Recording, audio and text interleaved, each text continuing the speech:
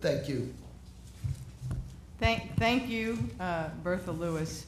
I'm going to cede the chair to the leader, Senator Klein. He will ask the first questions. Thank you. Well, first, Bertha, I want to thank you for coming here today and, of course, all the fine work you've done over the years and partnering with me and so many of my colleagues. You alluded to it in your testimony about various lawsuits that were being brought by the city of Chicago, Los Angeles, Miami, suing companies or banks such as Chase for predatory and discriminatory and abusive loans. Has any of those lawsuits come to fruition? Have there been any judgment settlements? Can you talk a little bit about those? There's been a number of settlements, and of course, some famous ones they had to settle with our own state's attorney general, Eric Schneiderman.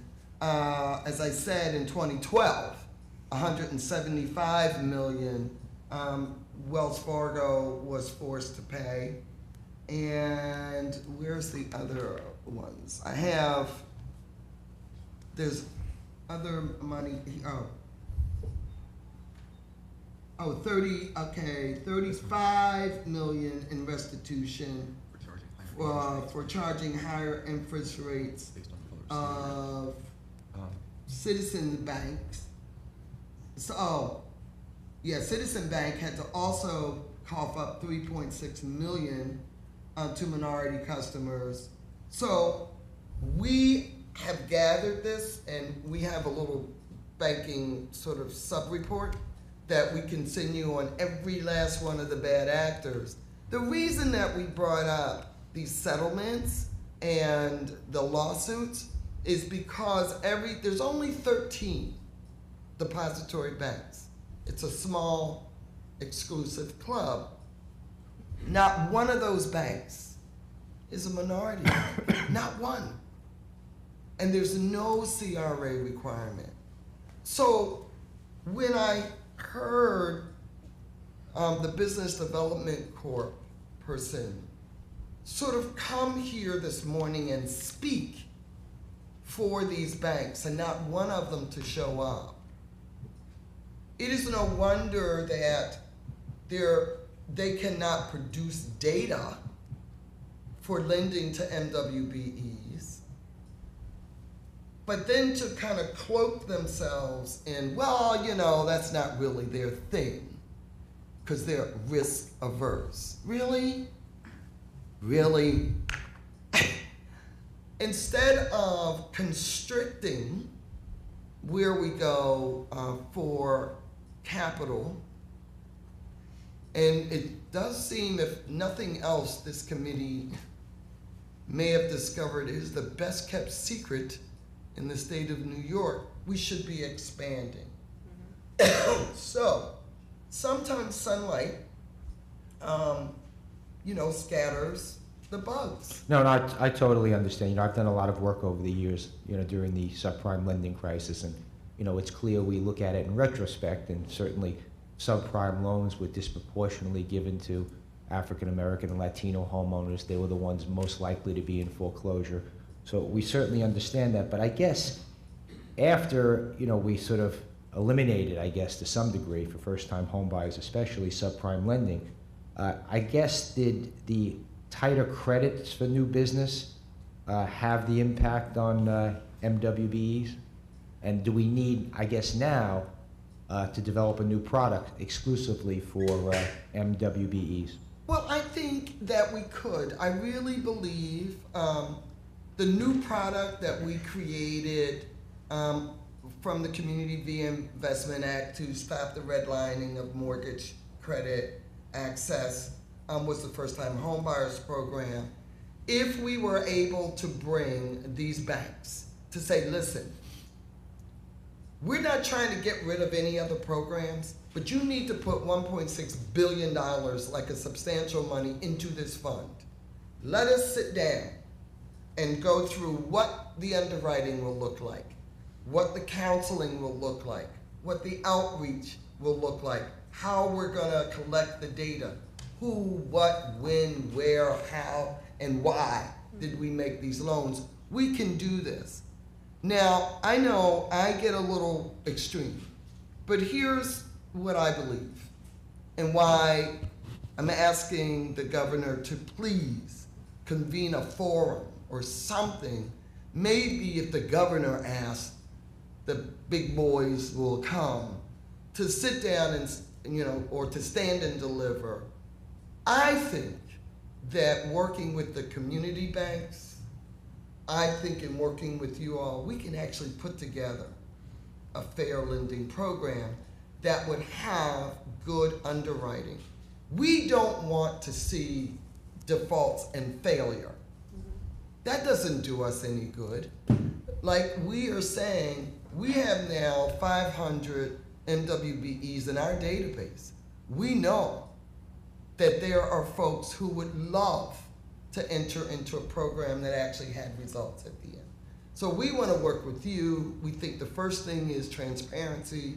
We think convening them, and maybe you could just hold a hearing of just them, because after all, it is the state's money, it is the taxpayers' money, and no one else has to testify but them. I think we could create this program, and I think we could make it work. Thank you very much, Mr. Lewis. Thank you. Senator Hamilton? Yes. Thank you, Ms. Lewis, for coming here today. As you know, the banks, a lot of the banks that you mentioned are federally chartered banks. And so the Banking Commission does not have authority over the federally chartered banks. So my question to you is, banks are not going to come to the table unless they're encouraged to do so. And you talked about mentoring and counseling, and which is great for the banks to do. They haven't done it. So my question to you is, how do we bring them to the table, since we don't have jurisdiction over them? And if they do come to the table, how do we come to an agreement that's enforceable? Because they can give us $1.6 billion. It's all about the money. Right. All of them. So what's your Every suggestion? last one of them. So They are holding our money. We pay them. All you have to do, I think the leverage, is to say, listen, we need to re-examine your contract here. Which contract? They have a contract with us, the state, to hold our money, to Right. manage our money, Right. to invest our money. Mm-hmm. We actually give them money and invest in them. We actually loan them money. So we do have leverage over them. There are banks in this state that would love to get some of the contracts that these big guys have. They would love it. So all you have to do Right. So is to say to them, well, you know what? If you can't really help us with this MWBE problem, Right. then we can't help you any longer with the contracts, and no longer designate you as a depository bank. So let me just follow what you're saying. You're saying that we should not give banks municipal deposits if they do not follow the guidelines that we present to them for MWBEs, Exactly. or to show more transparency. Exactly. So if you don't show transparency, then you will not be getting municipal deposits. And report to us, and Right. because we are responsible for the taxpayers' money, we have to be fiscally responsible, not only on the state level, but on the city level too. Mayor de Blasio needs to call the very same kind of summit and say, hey boys, if you do not do something about this and work with me here, then we're gonna put our money and amalgamate it. I don't know, but I do know that that is what they understand.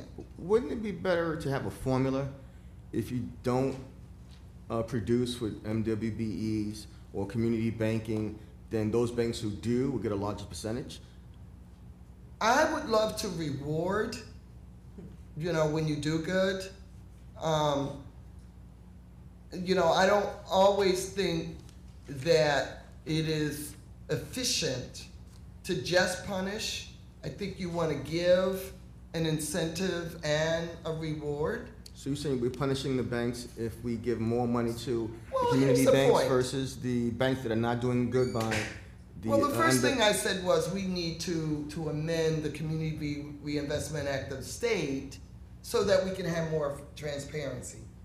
If you're able to give up more data and be more transparent and report, first of all, that's good, because that way we can look at your numbers and we can see. And like you say, we may have an element of this program where we say, you're doing real good. So you're not doing so good. So either, have some sort of rehab program that you go to, because the banks need to go to rehab too, or we're gonna have to pull you as a depository bank. I think there's all kinds of ways to do that, but I think transparency is number one, and I think calling them out shows how serious we are. Some of these banks, most of them in the depository club, they get a no-bid multi-year contract. They don't have to work for it. They don't have to compete for it. They just get it. Other banks that are doing well, or credit unions, or community banks that have the burden of filling the gap, they can't even get in the depository club. I'm looking at your data here, and you're saying the top banks, their loans are $2 trillion a year, and we're talking about $1 billion in municipal deposits. So well, their assets. No, the assets are $7 trillion. You said their quarterly commercial and industrial loans are top 500 billion. You said average quarterly, so I'm assuming that's times 4.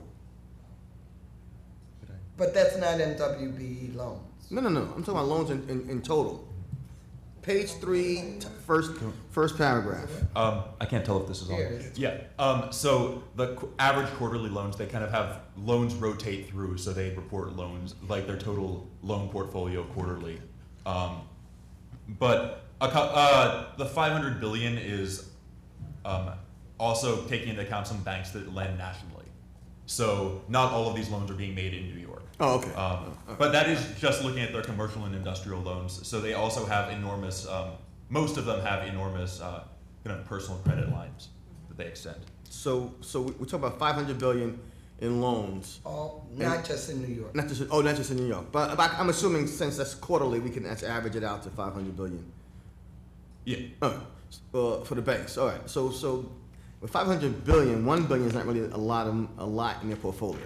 So the question is, even if we were to say you weren't getting any of those municipal deposits, they could still say, okay, we can, so it's 1 billion of 500. So that's not even 1%. But here's the thing. Right.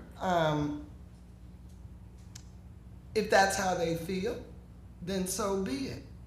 Right. Because we know that there are many, many, many banks that would love the transparency that's already doing. I mean, the burden that your community banks and your neighborhood banks are carrying now is totally unfair to them.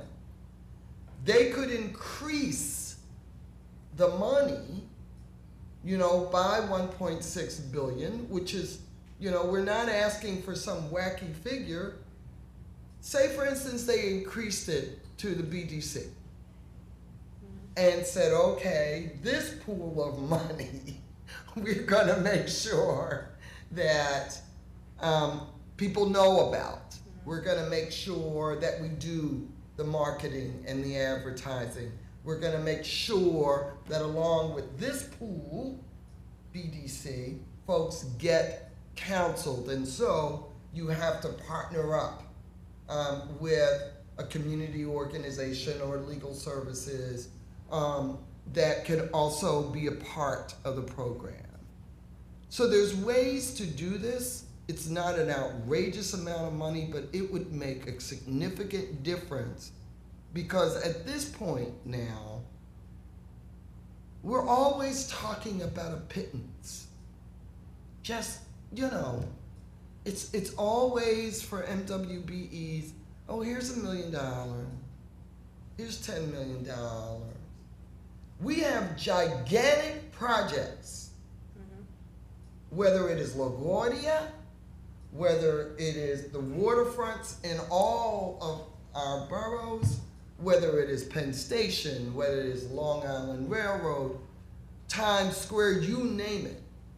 Minority and women businesses can't even get to the table to compete because they can't get the investment nor the loan capital to make them viable partners in this. They can't get to be primes. They will forever be subs who will forever get paid late. So $1 billion, $1.5 billion fund, if we can craft it together, could make a huge amount of difference. Craft it and I'll take a look at it. Thank you, Senator Hamilton. So we've heard a lot of interesting testimony here today. At one point earlier, one of the members said to me, why aren't the big banks here? And we had to explain to them, well, big banks think they're here because, to their way of thinking, the New York State Business Development Corporation is them. And so I don't think so. I think we've ascertained so far that while $168 million that is dedicated to the BDC from the big banks is certainly money that we all want to see spent. If nobody knows it's there, you may as well not put anything into it. But as I think we're beginning to realize, beyond the hurdles to access to it, or the fact that MWBEs and startups don't know it exists because no one tells them that it exists. The point is, it's not enough money anyway, right? We've already figured that out. It's just not. It's insufficient to service this segment of our economy because, just from a matter of policy, the state of New York has declared that we have as a policy that we want to see to it that 30% of our contracts, 30% of opportunities for contracts through the state of New York, that's not to mention local governments, just the state of New York, should go to minority and women-owned businesses. So right off the bat, that allocation of $168 million is insufficient just for that. We also know that locally there's also a policy objective at, I think, almost at every level of government to be able to do that, right? So certainly it's not enough money. One of your recommendations, beyond changing, increasing the depository club, so to speak, which I think is a great idea, and one we're definitely going to take up with the administration, is also about utilizing the power of the New York State Common Retirement Fund and the New York City Employees Pension System, which is, billions of dollars. How would we do that, though? So how do you envision that? So we would allocate 1% of the proceeds for the purposes of providing lending, but the lending through who? Are we creating a new lending a new lending institution, or are we suggesting it would be done through community banks? How would we do this? This is two different things. Okay. And let me explain.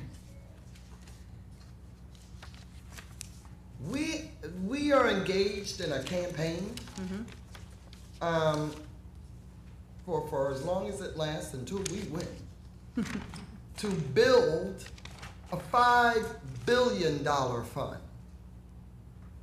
$3.4 billion of that fund is for straight targeted investments in minority and women-owned businesses. Investment. No hedge funds, venture capitalists are coming along, oh, let me invest, like $100 million in this nice MWBE. That ain't happening. It needs to happen. An investment fund. Now, of course, we want good returns because we want it to be successful. And we have a fiduciary responsibility. But again, if you counsel, if you prepare, if you actually work with folks, it can be done. The other piece is the $1.6 billion loan fund from the banks. All the banks get together, the dirty dozen, the 13 that are not transparent and don't lend to MWBEs. They all pool their money, put in $1.6 billion. So when you add those together, that's a capitalization fund of $5 billion across the state. We can do it in stages, we can do it over 5 years, you know, because you want to work up to be able to handle that. But the 1.6 from the banks is strictly fair loans, and the 3.4 from both controllers combined is an investment. Both controllers do have a great emerging manager program. The problem is we don't see enough getting down to street level, for lack of a better expression. And so moving 1% of the pension funds, just 1%, and this would be targeted to only investments in minority and women businesses.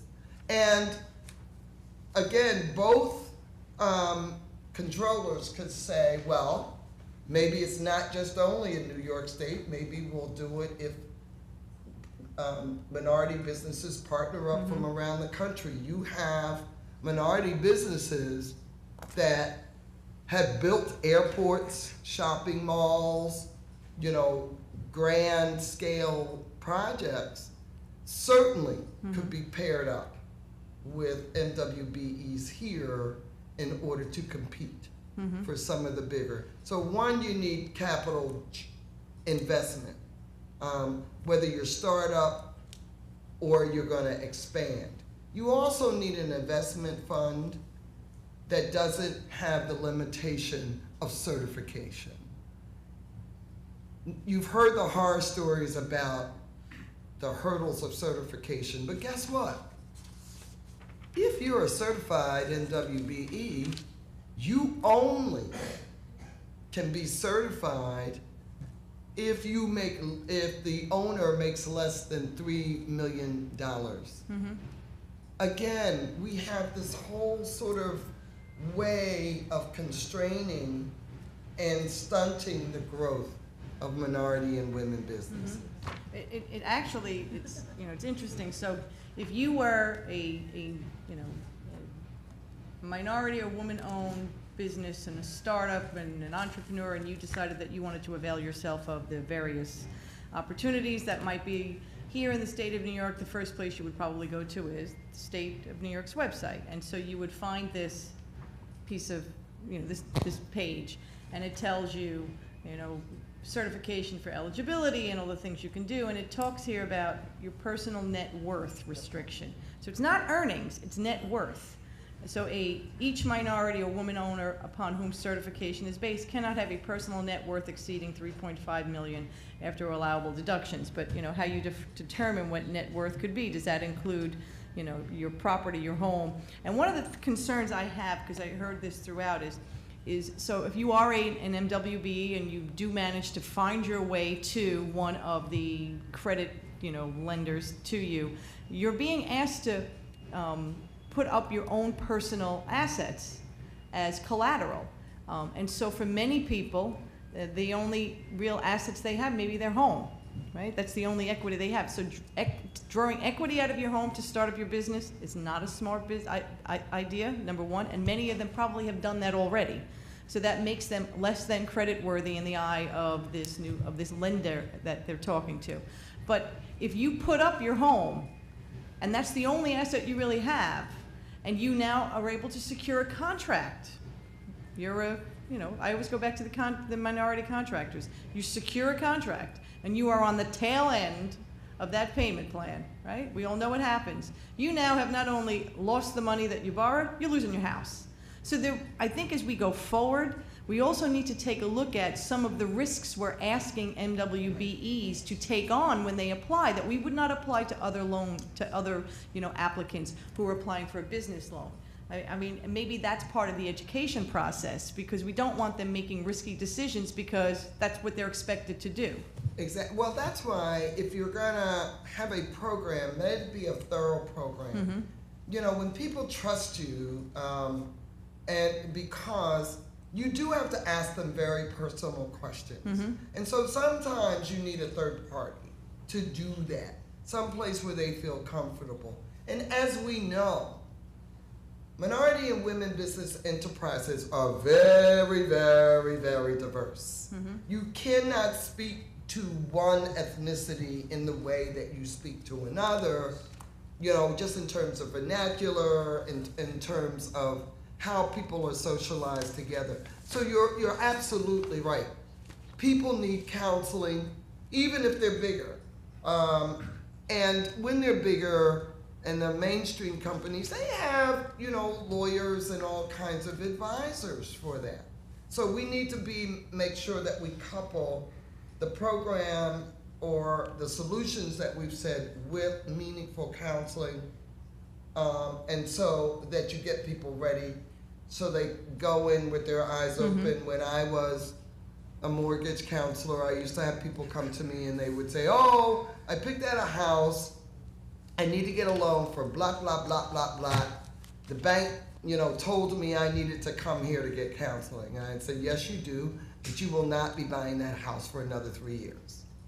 And people would get very upset. And they would say, well, the real estate agent told me I could get it right now. I said, okay, I'll see you in 2 years when you're in foreclosure. And sure enough, people would come back because you would try to explain it. But I do think that folks have learned a lesson. I do know that MWBEs are more than willing and want help, and if they know that there's light at the other end of the tunnel. And in the report that you all prepared, examining that you obviously interviewed many MWBEs, I think somebody said about 500 different. Where are they accessing credit right now? I mean, is there one particular partner that's better than others? I mean, what are we seeing? Yeah. Well, according to our research, a lot of them are accessing these through. Well, a lot of them go to microlenders for payment, especially for smaller MWBEs, for people who need, like, you know, $25,000, $30,000 loan. They'll go to these microlenders, or unfortunately, they end up in, you know, when you're looking at microlending, you end up with payday loans, Which are out of state. and they're also often predatory, where they're paying very, very high interest rates on these business loans.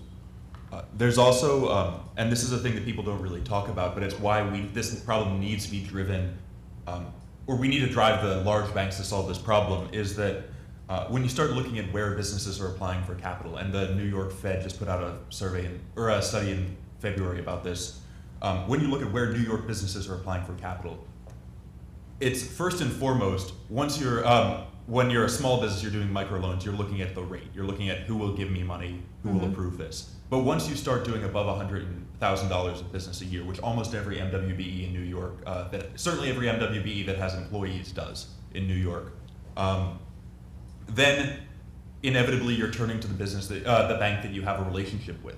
And so if people are going to these small micro lenders, they're not building relationships that they need to grow with these large banks. And that's why this problem has to be driven from the large banking end as well. Right.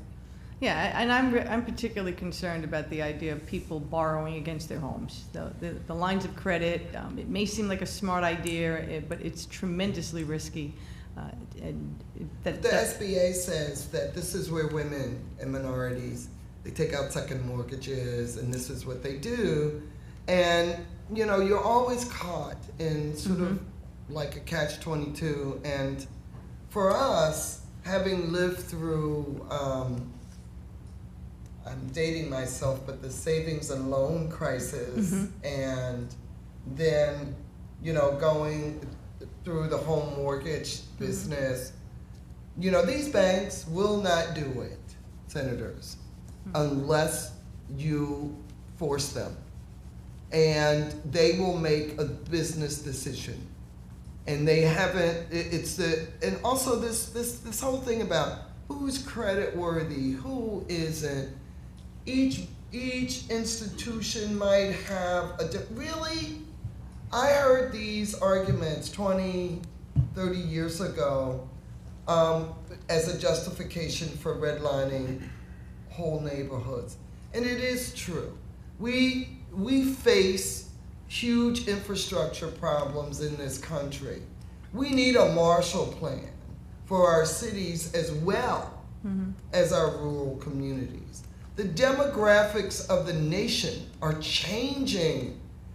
If nothing else, get a clue about the color and the gender of the nation. It is getting browner and browner, and women are already 51% of the population.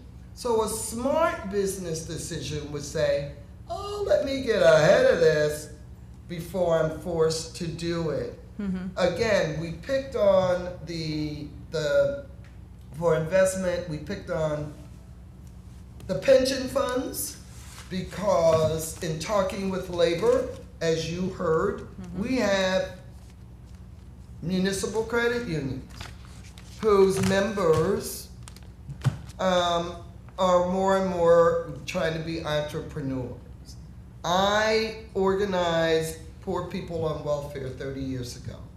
Their sons, their daughters, their grandsons, their granddaughters came out of the projects and went to school and got business degrees. And they want to be black and brown capitalists. All right, follow the rules, do everything that you're supposed to do, and then smack. Once again, you run into a wall of gender, ethnicity, and race. We can do a little bit to do this. Believe me, if we are successful, people will repeat it. They'll want to get in on the act. Thank you. You have any other questions? No. Thank you so much. Great Thank information. you all. Thank you, Chair. Thank you. Thank you to the Senate Committee. So Thank you, Chair. this concludes the Senate Banking Committee's hearing on access to credit and capital for minority and women-owned businesses. I would like to thank everyone for their participation. We will be preparing a response and possibly some legislation, and we will be continuing this discussion, hopefully with the banking industry as well as the Black Institute and MWBEs and all those who've decided to participate today. Thank you, everyone. Thank you. Okay, and now